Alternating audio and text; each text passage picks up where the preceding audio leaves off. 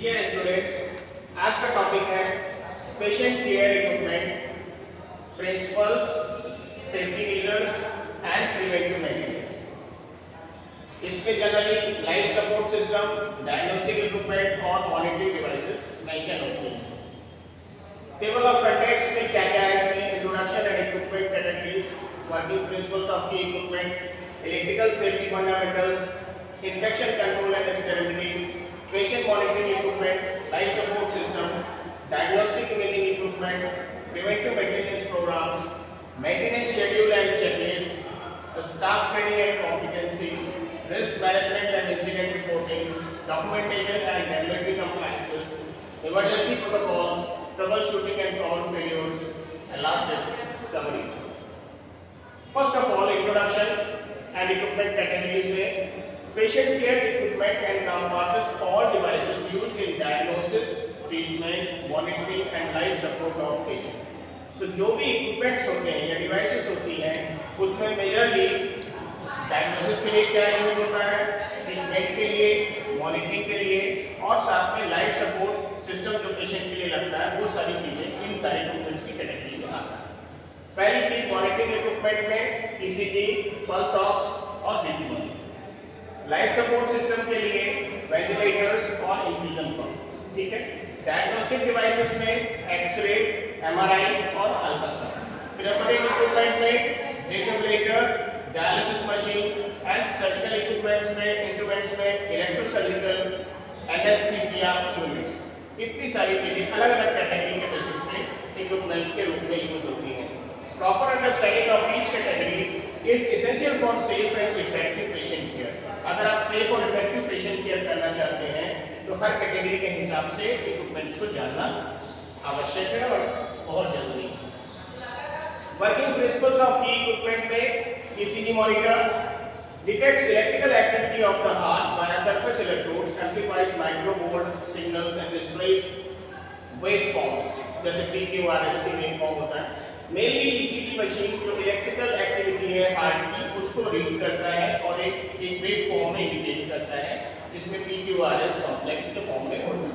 इससे ये पता चलता है कि हार्ट की जो एक्टिविटी है वो क्या है, कैसी है, उसको उसके बेसिस पे असेस किया जाता है। जैसा उसका वेव फॉर्म होता है उसके हिसाब से ये पता करते हैं कि कोई हार्ट अटैक है या कोई किसी और तरीके का अगर हार्ट ब्लॉक है या कोई और रिदम से रिलेटेड कोई इश्यूज हैं तो वो चीजें उससे रिलेटेड मेंशन होता है। Next is ventilator, it controls tidal volume, respiratory rate, pressure to maintain gas exchange and it uses positive pressure to inflate lungs. Generally ये डिवाइस जो होती है वो टाइडल वॉल्यूम को मेंटेन करने के लिए होती है, मतलब पेशेंट जब अपने आप से सांस नहीं ले पाता है, सेल्फ ब्रीदिंग प्रॉपर नहीं होती है, आर्टिफिशियल ब्रीदिंग के लिए वेंटिलेटर का यूज किया जाता है और इसमें एक फिक्स टाइडल वॉल्यूम सेट किया जाता है और साथ में रेस्पिरेटरी रेट सेट किया जाता है और प्रेशर सेट किया जाता है और जनरली इसमें पॉजिटिव प्रेशर यूज किया जाता है, सब याद रखिए, ठीक है। पॉजिटिव प्रेशर यूज किया जाता है लंग्स को इन्फ्लेट करने के लिए, फुलाने के लिए। Next is infusion pump. Generally जितनी भी मेडिकेशंस होती हैं बहुत सारी तरह को हम लोग इसी के थ्रू देते हैं, एक सेट वॉल्यूम कितना देना है और किस रेट पे देना है, ये इसके थ्रू हम लोग करते हैं। Pulse oximeter, naturally infrared red and infrared lights इसमें ऑब्जॉर्प्शन होती हैं, उसके through oxygenated versus deoxygenated haemoglobin का पता लगाएं। और इसमें एक चीज जनरेट क्या लिखा है, यूजेस फोटोप्लेथिसिमोग्राफी।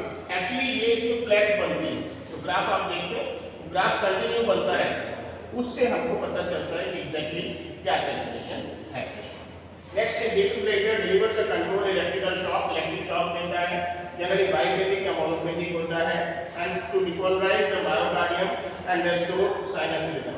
एक तरीके से जो मायोकार्डियम होता है वो उसको जो डिपोलराइज करता है और साथ में जो रिदम होती है जैसे बहुत डिस्टर्ब होती है उसको अपनी साइनस रिदम में ले, ठीक है। तो ये इतनी इन सारी चीजों का रोल हो गया। कोर ऑपरेटिंग प्रिंसिपल्स में transduction, amplification, signal processing, alarm system, feedback control and power redundancy. क्या होता है ट्रांसडक्शन में, convert physiological signals into measurable electrical output. जो फिजियोलॉजिकल सिग्नल होते हैं उनको मेजरेबल की गणना की जा सकती है इलेक्ट्रिकल आउटपुट के रूप में, ये हो गया। एम्प्लीफिकेशन में boost weak biopotential signals for display analysis. तो जो बूस्ट करता है वीक पोटेंशियल सिग्नल्स को, ताकि आप डिस्प्ले को देख सकें, डिस्प्ले में उसको, ठीक है, उसका एनालिसिस कर सकें। सिग्नल प्रोसेसिंग में filter noise apply algorithm to extract clinical data को पाने के लिए फिल्टर और नॉइस को हटाता है। नेक्स्ट अलार्म सिस्टम में ऑब्वियसली कोई भी अगर रेंज से अबव या बिलो है तो अलार्म सिस्टम देगा। फीडबैक कंट्रोल में close loop system that auto adjusted on the sensor reading को सेल्फ ऑटो एडजस्ट करता है। साथ में पावर रिडंडेंसी में dual power supply with battery backup for uninterrupted operations. Obviously इसमें अल्टरनेटिव करंट होती है और साथ में बैटरी बैकअप भी होता है, ताकि आपका प्रोसेस जो है, जो ऑब्जर्वेशन का या मॉनिटरिंग का, वो किसी कीमत पर रुकना नहीं चाहिए।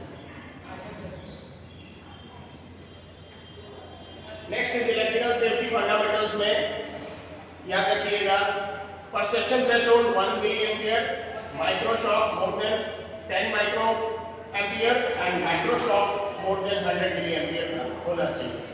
इक्विपमेंट ग्राउंडिंग क्या होता है? All conductive surfaces at same potential to prevent leakage current path through patients. तो सारा जितना कंडक्टिव सिस्टम है उसमें कहीं से भी लीक नहीं होना चाहिए, क्योंकि पावर जितनी आप दे रहे हैं अगर वो लीक कर गई तो सेम लेवल की पावर पेशेंट को नहीं मिलेगी। फिर इक्विपमेंट क्लास में class 1 grounded, class 2 double insulated, class 3 cell less than 24 VDC and use correct class पर लोकेशन। किस तरीके की क्लास हो उसके हिसाब से उसका इंसुलेशन होना चाहिए। फिर नेक्स्ट है आइसोलेटेड पावर सिस्टम में इन वेट लोकेशन और isolation transformer limits fault current line isolation monitor detects faults. तो इसमें आइसोलेटेड पावर सिस्टम होता है और अगर कोई फॉल्ट होता है तो उसको आइडेंटिफाई करता है। लीकेज करंट लिमिट्स में 99 चेसिस लीकेज, एक्चुअली इस तरीके से जो ससेप्टेबल एरियाज होते हैं उनमें लीकेज करंट लिमिट सेट होती है कि कितनी से ज़्यादा नहीं लीक हो सकती। Next is infection control and stability. Classification इसका क्रिटिकल, सेमी क्रिटिकल और नॉन क्रिटिकल। तो जो सबसे ज़्यादा क्रिटिकल होती है उसमें मेथड होता है स्टेरिलाइजेशन रिक्वायर्ड होता है। जो सेमी क्रिटिकल होता है उसमें हाई लेवल डिसइंफेक्शन यूज होता है और नॉन क्रिटिकल में लो ऑब्लिक इंटरमीडिएट डिसइंफेक्शन किया जाता है। मतलब पहले में स्टेरिलाइजेशन रिक्वायरमेंट सर्जिकल इंस्ट्रूमेंट्स या इम्प्लांट्स या बायोप्सी सर्फेस, जो इस तरीके की चीजें हैं उसमें स्टेरिलाइजेशन मस्ट। फिर जो एंडोस्कोप है, लेरिंगोस्कोप, प्लेट्स हैं, एनेस्थीसिया इक्विपमेंट है, इनको डिसइंफेक्टेंट के थ्रू लेकिन मॉडरेट लेवल पे, हाई लेवल पे जो है आप इसको डिसइंफेक्ट करें। और जहाँ पे ब्लड प्रेशर कफ है, ECG, इलेक्ट्रोड से पल्स ऑक्सीमीटर ड्रॉप्स हैं, इनको इंटरमीडिएट डिसइंफेक्शन के थ्रू बहुत माइन्यूट हल्के से ही अगर आप इसको डिसइंफेक्टेंट इसमें यूज कर लेंगे तो स्टेरिलाइज करें। तो इस तरीके से इन सारी चीज़ों को हम लोग अप्लाई करते हैं। फिर नेक्स्ट है पेशेंट मॉनिटरिंग इक्विपमेंट में मल्टीपैरा मॉनिटर, हेमोडायनेमिक मॉनिटर और न्यूरोलॉजिकल मॉनिटर। ज़्यादातर जो यूज होता है वो मल्टीपैरा मॉनिटर यूज होता है। इसमें पैरामीटर्स क्या है? ECG है जिसके थ्रू हम heart rate, SpO2 saturation, NIBP बताया था, non invasive blood pressure and this is invasive blood pressure, temperature, respiratory rate, TPCO2, that and title carbon dioxide. इसके सेफ्टी चेक्स होते हैं, verified electrode placement, check alarm limits before use and calibrate before measurement. Measurement से पहले calibrate करें, alarm limit check करें और electrode का placement भी चेक करें। ये चीजें मस्ट हैं। हेमोडायनेमिक जो मॉनिटर्स होते हैं इसमें CVP, सेंट्रल वेनस प्रेशर को हम लोग चेक करते हैं और साथ में कार्डियक आउटपुट और SVPVR, venous oxygen, stroke volume, arterial line. तो जो ये उस तरीके के केसेस होता है जहाँ कार्डियक सर्जरी है या कोई जहाँ पे एक तरीके से फिजियोलॉजिकल फंक्शंस को असेसमेंट करना है, उसमें हम हेमोडायनेमिक मॉनिटर्स को यूज करते हैं। इसमें सेफ्टी चेक क्या होता है? जीरो रेफरेंस ट्रांसड्यूसर लगा होता है, maintain sterile technique and flush system regulatory. ठीक है। नेक्स्ट इज न्यूरोलॉजिकल मॉनिटर्स में अगर न्यूरोलॉजिकल सर्जरी हो रही है, न्यूरो सर्जरी हो रही है, न्यूरोलॉजिकल को असेसमेंट करना है तो उसमें EEG, BIS system, ICP monitor, इसमें इंट्रा सेरेब्रल प्रेशर कहते हैं, cerebral oximetry, evoke potential, EMG activity and pupillometry. तो इस तरीके की चीजें जो सिर्फ और सिर्फ न्यूरो से संबंधित होती है असेसमेंट वो इसके थ्रू। जो प्यूपिल जो होती है ना हमारी, प्यूपिल से रिलेटेड असेसमेंट करते हैं। जो आपने बुद्धियाँ होती ब्रेन से ही जो एक्टिविटी होती है वो सारा कमांड तो ब्रेन से ही होता है, तो उसके हिसाब से उसका असेसमेंट होता है कि पीपल्स का रिस्पॉन्स कैसा है।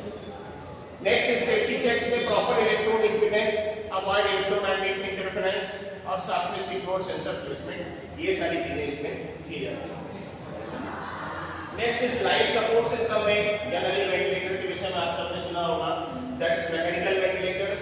ये मोड है, उसके कितने मोड होते हैं प्लीज नाम नोट कर लीजिएगा। Volume control, pressure control, SIMV, pressure support and CPAP। ठीक है, एक एक करके बता देता हूँ। वॉल्यूम कंट्रोल में फिक्स पैडल वॉल्यूम होता है और वेरिएबल प्रेशर होता है। प्रेशर कंट्रोल में फिक्स प्रेशर होता है और वेरिएबल वॉल्यूम होता है। SIMV में सिंक्रोनाइज्ड मैंडेटरी ब्रीथ्स होती हैं। इसका फुल फॉर्म होता है synchronised intermittent mandatory ventilation, SIMV, synchronised intermittent mandatory ventilation, SIMV। Next is pressure support, it augments spontaneous breath, जितनी भी स्पॉन्टेनियस ब्रीथ होती है उसको सपोर्ट करता है। CPAP, that is called continuous positive airway pressure, CPAP, continuous positive airway pressure. इससे क्या होता है, कंटीन्यूअस एयरवे प्रेशर मेंटेन करते हैं, साथ में ब्रीदिंग में भी सपोर्ट करता है। जब वेंटिलेटर को हटाना होता है तब हम पेशेंट को CPAP मोड पे लेते हैं। ये इतना जरूरत है। सर आपने SIMV का क्या बताया था? Synchronised intermittent mandatory mittent, MITTENT, mittent mandatory, MANDATORY, mandatory ventilation, PENTILATIO, synchronised intermittent mandatory ventilation. Synchronised mandatory breath मतलब क्या है इसका, जैसे पेशेंट अपनी सांस लेने की एफर्ट्स कर रहा है, एक सर्टेन लेवल तक वो एफर्ट्स करता है। मान लो कोशिश कर रहा है पेशेंट, अपने आप से नहीं ले पा रहा है, तो मान लो अगर उसको टाइडल वॉल्यूम 500 की जरूरत है लेकिन वो 300 तक ले पा रहा है, तो ये जो SIMV मोड होता है वो 300 से उठा करके उसको 500 पहुंचा देगा, 200 का सपोर्ट दे देगा, 500 ब्रीथ पूरी होगी, फिर अगली बार 300 अगर आप नहीं पा रहा फिर वो 200 दे देगा। इससे क्या है, पेशेंट की अपनी ब्रीथ मेंटेन होती रहती है और बाकी में क्या है, कमांड आपने दे दिया उतने पे चल। तो यहाँ पे जो सबसे ज्यादा यूज होता है वो यही मोड यूज होता है, याद रखिएगा SIMV। ठीक है, फिर उसके बाद infusion pumps and critical devices में syringe pump, volumetric pump, patient control level VCR, intraaortic balloon pump and LVAD, that is called mechanical assisted for end stage heart failure. तो ये इस तरीके से स्पेसिफिक इक्विपमेंट है जो अलग अलग जगह पे यूज होते हैं। Next is diagnostic imaging equipments में x ray, CT scan, MRI, ultrasound and nuclear medicine, ये सारे आपको शायद पता ही होंगे। Lead shielding, distance, time and dosimetry battery, इस तरीके से 3 इक्विपमेंट्स के साथ क्या क्या आपको सेफ्टी नॉर्म्स को ध्यान रखना है, उन चीजों से रिलेटेड चीजें मेंशन की गई हैं। तो कुल मिला के हर तरीके के जो भी इक्विपमेंट हैं उनसे आपको सेफ्टी बना के चलनी है, ये बात का ध्यान रखना है। ठीक है, न्यूक्लियर मेडिसिन में क्या होता है, रेडियोएक्टिव ट्रेसर्स होते हैं जिसको TC99 हम कहते हैं, इट इमिट गामा रेज, ये गामा रेज को इमिट करता है और इसमें एस्पेक्ट ऑफ PET इमेजिंग होती है। जनरली जो पॉजिट्रॉन इमेजिंग बोलते हैं टोमोग्राफी, पॉजिट्रॉन इमेजिंग टोमोग्राफी, ये प्रोसेस इसके थ्रू होता है न्यूक्लियर मेडिसिन। सर MRI का फुल फॉर्म क्या होता है? That is called magnetic resonance imaging and CT scan is computed tomography. Magnetic resonance imaging, IMAGING। Next preventive medicine,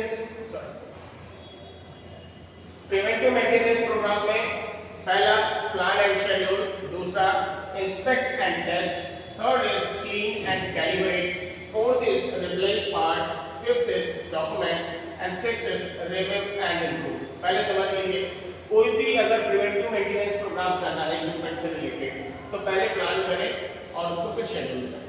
ठीक है, फिर उसके बाद उसको इंस्पेक्ट करें, चेक करें, देख करके फिर उसकी टेस्टिंग करें, फिर उसके बाद उसको क्लीन करें प्रॉपर्ली, फिर कैलिब्रेट करें नेक्स्ट, फिर उसके बाद जो भी अगर कैलिब्रेशन में लगता है कि ये फॉल्ट आ रहा है तो उसके पार्ट को चेंज करें, रिप्लेस पार्ट्स। ठीक है, फिर उसके बाद जो पार्ट निकाला उसको डॉक्यूमेंटेशन करें कि चेक करने के लिए भाई ये चीज़ इसमें दिक्कत थी, ये हमने रिप्लेस करके नया पार्ट लगा दिया, अभी मशीन फंक्शनल, लेकिन उसको मेंशन करें। ठीक, उसके बाद रिव्यू करिए, रिव्यू का मतलब आप चला के बार देख लीजिए, फिर उसके बाद डिपार्टमेंट में भी चेक कर लीजिए, नहीं तो और भी लगा के एक तरीके से मैनुअल चेक कर लीजिए, सारी चीज़ें ओके उसको मेंशन कर दीजिए और साथ में जो चीज़ें अगर कुछ और है या कमी बेसी रह रही है उसको इम्प्रूव करिए। तो इस तरीके से एक कंप्लीट पूरा सिस्टम के थ्रू आप चीज़ों को रिव्यू करके ओके कर सकते हैं। मेंटेनेंस शेड्यूल्स एंड चेकलिस्ट में frequency daily, weekly, monthly, quarterly and annually. Daily में functional check, clean surface, verify alarms, battery test. एक बात याद रखिएगा, जब आप अपनी में काम करेंगे तो आपको कुछ इसी बेसिस पे ही अपनी चीज़ें आगे लेके जानी है। ये आपको लिखवाया भी जाएगा, बताया भी जाएगा, पढ़ाया भी जाएगा, समझाया भी जाएगा। हर एक चीज़ के लिए अलग अलग नॉर्म्स सेट होंगे, क्या उसको मेंटेन करने के लिए क्या क्या शेड्यूल्स होंगे और क्या चेकलिस्ट होगी, वो कुछ इसी तरीके से आपको मेंशन की जाती है। ठीक है, जाने के लिए तो डेली क्या क्या होना है, फंक्शनल चेक होना है इक्विपमेंट का, सरफेस उसकी क्लीन करनी है, वेरीफाई अलार्म्स को चेक कर लेंगे और बैटरी को टेस्ट कर लेंगे। ठीक है, फिर उसके बाद इसमें क्या क्या है, वेंटिलेटर्स है, मॉनिटर्स है, डिफिब्रिलेटर का मॉनिटरिंग। ठीक है, रिस्पांसिबिलिटी किसकी है, समझ में आ गया। नेक्स्ट इज वीकली में विजुअल इंस्पेक्शन, देख के उसको इंस्पेक्ट कर लेंगे, कनेक्टर जो होते हैं उनको चेक कर लेंगे, प्रॉप जो लगी है उसको चेक करके कैलिब्रेट करेंगे, फिर उसके बाद फिल्टर क्लीनिंग करेंगे। ठीक है, इसमें अल्ट्रासाउंड, ईसीजी मशीन सेक्शन में, और इसमें दो चीज़ है, ये चीज़ काम क्लिनिकल इंजीनियर का या बायोमेडिकल इंजीनियर का होता है, क्योंकि कोई भी जो ये वाला पार्ट है कैलिब्रेशन का वो उन्हीं की जिम्मेदारी है। मंथली में क्या है, हर महीने क्या करेंगे, इलेक्ट्रिकल सेफ्टी टेस्ट करेंगे, लीकेज करेंट मेजरमेंट करेंगे, साथ में सॉफ्टवेयर अपडेट करेंगे। आज पेशेंट कनेक्टेड इक्विपमेंट जितने भी हैं उनका हर महीने में एक बार पूरा रिव्यू होता है, बायोमेडिकल इंजीनियर बुला के चेक करेंगे। क्वार्टरली फुल परफॉर्मेंस वेरिफिकेशन, पूरा कंप्लीट डिवाइस को सेपरेट करके उसकी परफॉर्मेंस को चेक किया जाएगा। लोड टेस्टिंग, कितना उस पर लोड दिया जा सकता है वो टेस्ट किया जाता है, और हर एक पार्ट का इंस्पेक्शन होता है कि भाई ये चेकिंग करनी है तो उसमें ये पार्ट इन्वॉल्व होगा। मान लो अंदर बहुत सारे सिस्टम लगे होते हैं, तो मान लो बीपी चेक करना है तो उसमें इस पार्ट पे जोर पड़ेगा, सैचुरेशन नापा तो इस पर पड़ेगा। इस तरीके से सारे इक्विपमेंट्स की सेपरेट टेस्टिंग जरूरी है। फिर उसमें किसमें वेंटिलेटर्स हैं, डिफिब्रिलेटर्स हैं या एक्सरे जनरेटर्स, अलग अलग डिवाइसेस हैं। इसमें बायोमेडिकल इंजीनियर और साथ में OEM जितने भी इस तरीके के इंजीनियर्स होते हैं उनसे रिलेटेड इसमें आते हैं। फिर एनुअल में कंप्लीट उसका PM पर मैन्युफैक्चरर जितना भी उसका मैनेजमेंट है उस हिसाब से मैन्युफैक्चरर के थ्रू होगा, साथ में ISO सेफ्टी रेक्टिफिकेशन कैलिब्रेशन जितना भी है। कुल मिला के जो एनुअल कोई चीज़ अगर होगी तो उसमें थॉरोली पूरा जो डिवाइस बनती है वो पूरी रीचेक होती है। ये नहीं कि एक पार्ट, दो पार्ट, चार पार्ट में, थॉरोली चेक हो जाती है। एक्चुअली क्या होता है, ऑल रेगुलेटेड मेडिकल डिवाइसेस, जितना भी रेगुलेटेड मेडिकल डिवाइसेस है वो सब चेक होंगी। इसमें बायोमेडिकल भी होगा और एक्सटर्नल एक्रेडिटेशन भी होगा। ठीक है, इसलिए ये पूरा थॉरोली चेक होगा।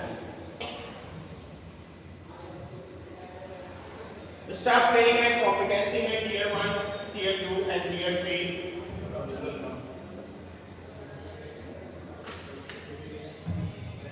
इसमें बेसिक यूजर जो होते हैं all clinical staff who use equipment, जो भी स्टाफ है वो यूज करते हैं उनको इसमें शामिल होना है। एनुअल कॉम्पिटेंसी वेरिफिकेशन, हर साल ये देखा जाएगा कि जो स्टाफ है वो चीज़ों को कॉम्पिटेंट है हैंडल करने में कि नहीं है। इक्विपमेंट स्पेसिफिक ओरिएंटेशन एक्ट है, जिनको आप अगर लेते हैं, नए लोगों को जब कोई आता है तो उनका ओरिएंटेशन प्रोग्राम होना चाहिए, मतलब उनको बुला करके बिठा करके एक एक डिवाइस के विषय में सही से एक्सप्लेन करना, अलग से भी और पेशेंट के पास। ठीक है, टियर 2 में सुपर यूजर्स जो है सीनियर नर्सेस हैं या टेक्नीशियंस हैं, responsible for training others and trouble shooting, दूसरे को जो ट्रेनिंग देते हैं उनके लिए क्या है या कोई मुश्किल आती है तो। फिर इसमें ट्रेनिंग टॉपिक्स हैं advanced functions, first line trouble shooting, peer education. Peer education मतलब उससे रिलेटेड और सघन जांच, सघन बात, सघन चीज़ें आपको बताइएगा। फिर साथ में प्रोटोकॉल डेवलपमेंट, जो प्रोटोकॉल होता है जैसे इक्विपमेंट को हैंडल करना या ठीक करने का, वो सारा होना चाहिए। अच्छा, इस पर ट्रेनिंग शुरू हुई थी। ट्रेनिंग टॉपिक्स इसमें सेफ ऑपरेशन, कैसे इसको ऑपरेट करना है, अलार्म जो बचता है उसका मैनेजमेंट कैसे करना है, इन्फेक्शन कंट्रोल उसका कैसे करना है डिवाइस का, और रिपोर्टिंग माल फंक्शन, अगर कोई उसमें दिक्कत आ रही है उसकी फंक्शनिंग में उसको रिपोर्ट कैसे करना है, वो चीज़ें मेंशन करना भी आपको आना चाहिए। टियर 3 बायोमेडिकल इंजीनियर्स इसको करते हैं। Biomedical engineers responsible for technical repair, जितनी भी टेक्निकल रिपेयर है वो बायोमेडिकल इंजीनियर करेंगे। ट्रेनिंग टॉपिक्स में कंपोनेंट लेवल रिपेयर, जो भी एक एक कंपोनेंट है उस लेवल पे रिपेयर। ठीक है, फिर सेफ्टी टेस्टिंग होगी, साथ में रेगुलेटरी कंप्लायंस, जितना भी रेगुलेटरी कंप्लायंस होता है जो ऑन पेपर होता है वो डिवाइस में भी आना चाहिए। फिर उसके बाद वेंडर मैनेजमेंट, जहाँ से आपने प्रोडक्ट लिया है, जिससे खरीदा है, उससे भी आपको चीज़ें अगर कोई इश्यूज हैं तो सेट करके उसको ठीक करना। अगर कोई डिवाइस में कोई चीज़ें दिक्कत है तो उसको रिप्लेस करना है या उसको कोई और नया मैनेजमेंट करना है, वो वेंडर से आप उसको कोलैबोरेशन करके सेट कर सकते हैं। Risk management and incident reporting में रिस्क सीवियरिटी अगर किस तरीके से उसके हिसाब से लो प्रॉप, मीडियम प्रॉप और high prop. High sensitivity cases में मीडियम है, हाई है, क्रिटिकल है, ये इसकी कैटेगरी है। मीडियम सीवियरिटी में लो प्रॉप, मीडियम और हाई, लो सीवियरिटी में मिनिमल, लो, सेम सारी चीजें। बस एक इसमें ध्यान रखिएगा कि जब हाई सीवियरिटी कोई चीज होगी तो यहाँ पे हाई प्रॉप की जरूरत होगी। सीवियरिटी के बेसिस पे ही होता है, चाहे कोई पेशेंट की कंडीशन हो, चाहे कोई इक्विपमेंट की कंडीशन हो। जब आपको बहुत जल्दी कोई चीज अचानक से मुश्किल खड़ी हो गई इक्विपमेंट से रिलेटेड, तो फिर वहाँ पे प्रॉप की जरूरत आपको प्रॉपर्ली होगी। इंसिडेंट रिपोर्टिंग वर्कफ्लो, पहला रिकॉग्नाइज इक्विपमेंट फेलियर और एडवर्स इवेंट। पहली बात है कि उस इक्विपमेंट में क्या फेलियर है वो जानिए और उससे रिलेटेड कोई एडवर्स इवेंट हुआ है तो वो जानिए। फिर नेक्स्ट पहला आइडेंटिफाई, दूसरे बात इमीडिएट एक्शन में remove device, ensure patient safety, notify charge nurse. ठीक है, तो पहली चीज है अगर कुछ दिक्कत है तो रिमूव करें, उस डिवाइस को हटा दें। पेशेंट की सेफ्टी को इंश्योर करने के लिए मान लीजिए आपने वेंटिलेटर तो हटा दिया, तो ये नहीं कि हटा के रख दिया फिर इंतजार करना कुछ करेगा ना, तब तक मेन सर्किट लगा के उसको वेंटिलेशन चालू रखना है या दूसरी डिवाइस करके लगाइए। ठीक है, और नहीं है तो सिंपल एम्बू लेकर के ऑक्सीजन कनेक्ट करके एक आदमी मैनुअली उसको वेंटिलेट करे। Means option should be there, manual चीजें आपको करनी है, नहीं सब निकाल के रख दिया मशीन नहीं काम कर रही, अभी क्या करें, हाथ पैर फूल गया तो क्या करें, नहीं। सेकंड ऑप्शन, थर्ड ऑप्शन हमेशा आपके लूप में होने चाहिए। फिर ensure patient safety, notify charge nurse, फिर अपनी जो चार्ज नर्स है उनको इन्फॉर्म करें। फिर next is documentation, record device ID, उस डिवाइस की आईडी नोट कर लें। एक बात याद रखिएगा, जितने भी इक्विपमेंट होते हैं ओटी में उन सब की आईडी होती है। ठीक है, आईडी को जानना बैक साइड में लिखा होता है, जैसे आगे लिखा होगा कुछ फील्ड पे, लेकिन ज़्यादातर में बैक साइड में आप जब देखेंगे पीछे से तो उसमें एक बारकोड लगा होगा और ऊपर से आईडी लिखी होगी, आईडी। ठीक है, आईडी से आप नंबर मिल जाएगा, आप इन्फॉर्म करेंगे, उसके बेसिस पर आपकी चीज़ें सारी डिटेल। ठीक है, क्योंकि जो डिवाइस जब डेवलप होती है तो उसकी सारी जो इन्फॉर्मेशन है वो उनके पास है।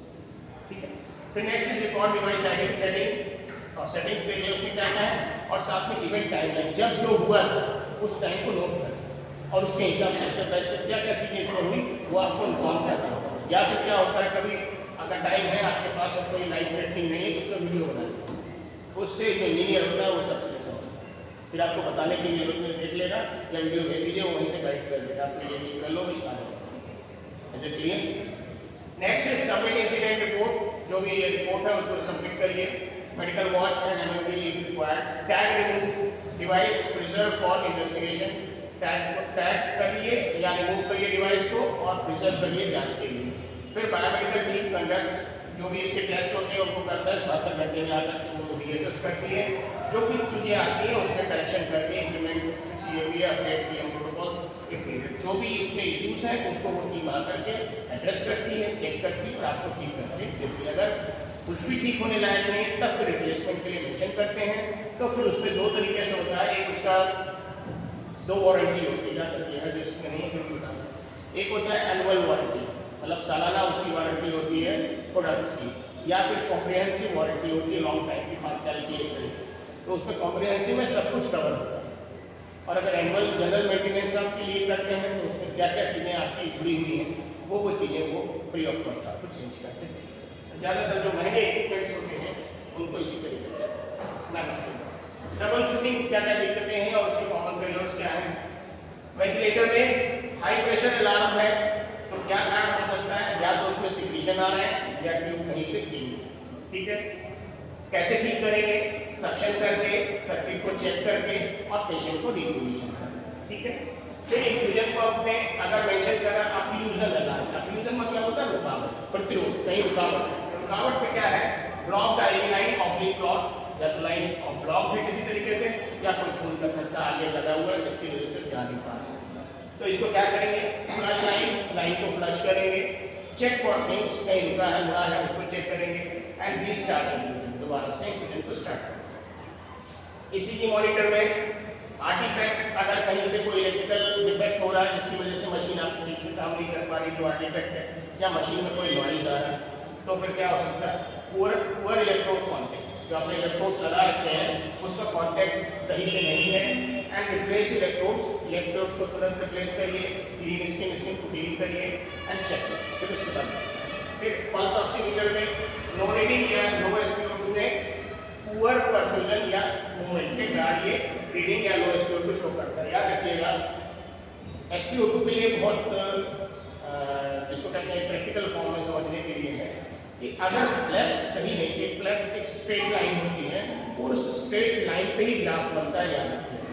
तो अगर लाइन से बहुत ऊपर या लाइन से बहुत नीचे बना तो रीडिंग कभी भी सही नहीं। एक चीज। दूसरी चीज, जो ग्राफ बनता है वो सिस्टमेटिक ग्राफ बनता है, उस लाइन पे ही प्लेट पे ही बनेगा, प्लेट से ऊपर नीचे नहीं होगा।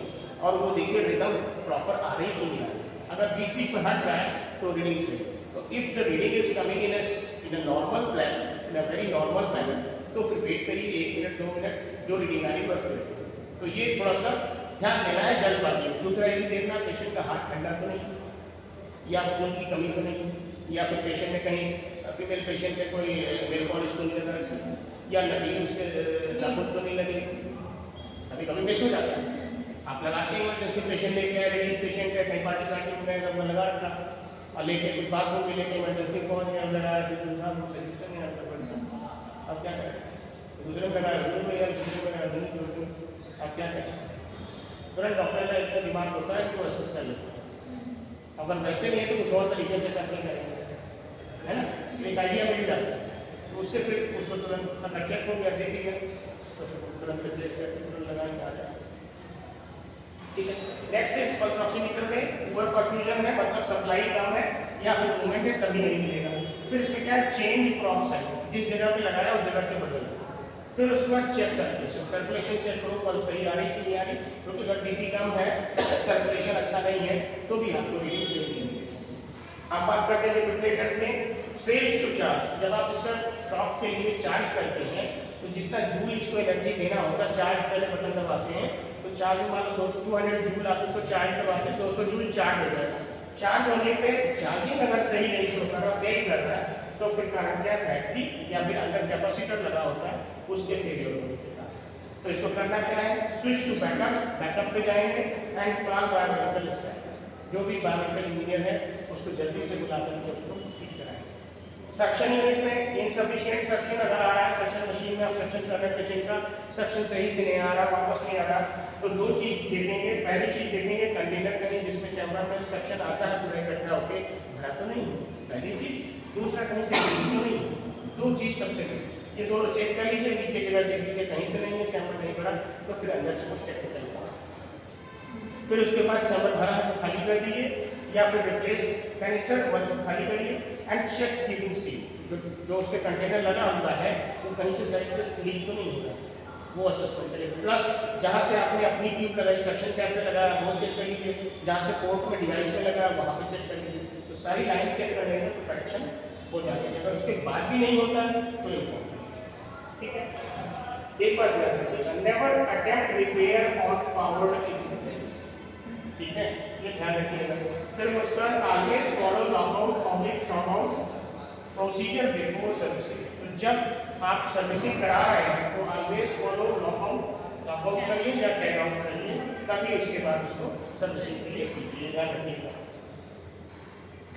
एंड लास्ट इज की टेकअवेज में पेशेंट केयर इक्विपमेंट या प्रिंसिपल सेफ्टी मेंटेनेंस में अंडरस्टैंड प्रिंसिपल्स, पहले उसके प्रिंसिपल्स को समझिए, फिर प्रैक्टिस इलेक्ट्रिकल सेफ्टी को समझिए, एनफोर्स इंफेक्शन कंट्रोल को, execute PM schedules and document everything and respond to incident. जो कुछ भी अगर कोई इंसिडेंट होता है तो उस पर रिस्पॉन्स जरूर करिए, उसको ऐसे ही नहीं छोड़िएगा कि ध्यान न दें या उसको किसी कारण से आप मिस कर रहे हैं, तो ये स्टेट नहीं होनी चाहिए। अगर किसी भी तरीके का रोगी में किसी भी इक्विपमेंट कोई भी कॉम्प्लिकेशन आ रहा है, कोई अलार्म आ रहा है, कोई चेंजेस आ रहा है, आप अपने सीनियर को पहले तो खुद चेक करिए, सही करिए, जो तरीके बताए उनको फॉलो करिए। अगर नहीं है तो रिप्लेसमेंट तुरंत ढूंढिए, क्योंकि काम आप वहाँ पे कर रहे हैं, और एनी हाउ मैनुअल अप्रोच करिए और सीनियर को तुरंत, इस पर कोई टाइम नहीं लगना, फोन करिए, इन्फॉर्म करिए, चाहे जैसे आप उनको बता के करेक्शन के लिए करेंगे चीज़ें आपके साथ, ठीक है। अलर्ट रहना है, अवेक रहना है और क्विक रिस्पॉन्स से इन चीज़ों में, ठीक है।